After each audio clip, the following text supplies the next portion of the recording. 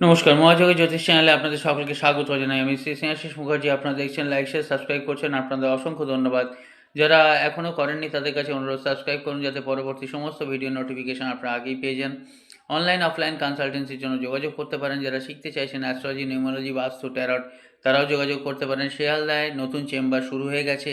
আপনারা যদি যোগাযোগ দেখাতে চান তাহলে যোগাযোগ করতে পারেন। আজকে বলবো 19শে জানুয়ারি গুপ্ত নবরাত্রি শুরু হচ্ছে।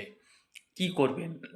আপনারা যদি 19শে জানুয়ারি ক্যালকুলেট করেন তাহলে কিন্তু 111-এর কানেকশন হচ্ছে। 19 1 + 9 = 1, জানুয়ারি হচ্ছে 1, আবার 2026 হচ্ছে 10, সেখানেও কিন্তু 1।